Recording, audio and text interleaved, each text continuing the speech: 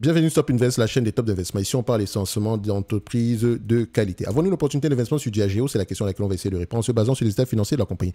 Je rappelle que ceci n'est que mon point de vue et non un conseil d'investissement. Et comme d'habitude, je me réserve le droit de me tromper. C'est une entreprise que j'attends depuis plusieurs années. Vous pouvez le voir ici, on en a parlé déjà plusieurs fois par le passé. Ok, donc on revient ici. C'est le genre de business que j'aime bien. Comme vous pouvez le voir ici, quand on regarde le retour sur capital investi, on a quelque chose au-dessus de 10%, aux alentours de 15% par là. Donc c'est parfait. J'adore ce genre de business-là. Ok, comme on peut le voir, la courbe des bénéfices nets est stable, sinon légèrement croissant dans le temps. On voit ici que c'est un business plutôt mature, 4% de croissance ici du point de vue bénéfice net à ajuster. Par rapport aux revenus, c'est plutôt 4,65%. Donc c'est un business à peu près mature. Ok, les free cash flow également ont tendance à être assez stables dans le temps. Ok, comme on peut le voir ici, est-ce qu'on a une légère différence entre les free cash flow et les bénéfices nets? Ça ne m'étonnerait pas. Oui, on a quand même une légère différence ici, mais ça peut également être dû ici au BFR, comme d'habitude. D'accord, on vend ici des produits en gros, certes, mais parfois on les vend à crédit. Ok, le plus important ici, est-ce que les personnes à qui on vend nos produits, est-ce qu'ils nous remboursent généralement cet argent-là? Ok, donc je pense que pour ce genre de business-ci, ouais, bien sûr, il y a de fortes chances que oui.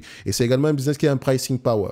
Ok, donc ça ne m'étonnerait pas. Combien de fois les bénéfices on va payer pour ce genre de business? En moyenne, le marché paye 19 fois, à peu près 20 fois les bénéfices. Je paierai donc 20 fois les bénéfices. Est-ce que c'est un business prévisible? 75% du temps, ici, ils ont raison par rapport aux bénéfices nets ajustés. Mais j'aime bien également regarder les dernières années, depuis combien de temps ils ne se trompent pas. À peu près, c'était difficile à peu près entre 2015 et 2016. Ok, je rappelle ici que vous avez la possibilité d'avoir 25% de réduction en passant par le lien d'affiliation en dessous, en description de la vidéo ici. Donc n'oubliez pas le lien avec le code qui vient avec sur FastGraph. Ok, comme vous pouvez le voir ici, on a à peu près, ils se sont trompés 3 fois en 10 ans, avec une marge d'erreur de plus ou moins 20% ici. Donc, on recherche avant tout des business sur lesquels on pourrait à peu près se projeter dans le futur. OK? Du point de vue marge pour ce business-ci, je pense qu'on a déjà fait le tour. Hein. Comme vous pouvez aller le voir ici, les marges sont assez correctes. OK? Donc, c'est une entreprise qui a un pricing power. J'en ai déjà parlé ici plusieurs fois. Marge brute, marge opérationnelle, etc. Allez-y, vérifiez. Ou bien, si vous ne savez pas comment faire, regardez les anciennes vidéos pour que vous puissiez avoir à peu près une idée générale de comment est-ce qu'on l'effectue sur Coifin ou bien sur FastGraph. OK? À 20 fois les bénéfices ici, ça peut à peu près 165 $. OK?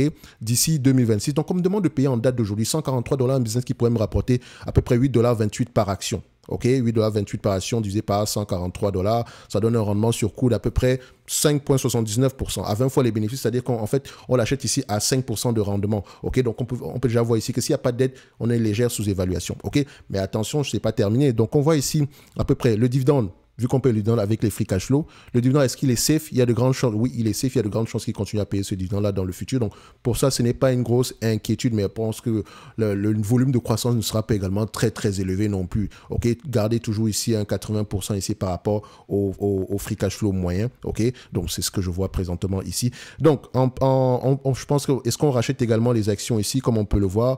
On va voir ça où? Financial. On vérifie le rachat d'actions. Ici, toujours prendre celui-ci, total.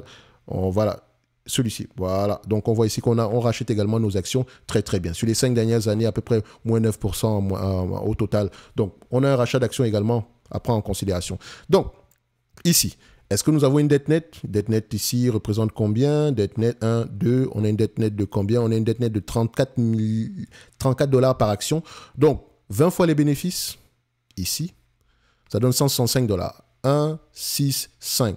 Moins 34 $ à l'action, ça donne à peu près aux alentours de 131 $. Donc, ce qui veut dire que si on prend en considération la dette, on a à peu près une entreprise qui est, selon moi, correctement évaluée. D'accord? On ne va pas chipoter ici pour 10% de différence. OK? De toute façon, ça reste une estimation. Donc, on a une entreprise qui est correctement évaluée en date d'aujourd'hui, sans plus. Maintenant, si je décide de l'acheter, il faut vraiment que mon rendement sur coût soit très élevé ici. Moi, je cherche du 8%. Je ne cherche pas du 5%, mais du 8%. Donc, il faut vraiment que la croissance au-delà de 2026 soit là. Donc, questionner la croissance secteur, mais c'est un très bon business. Peut-être intéressant à commencer à regarder en date d'aujourd'hui. Est-ce que DO mérite avoir une place dans n'importe quel watchlist? Bien sûr, je l'ajoute directement. Merci, au revoir.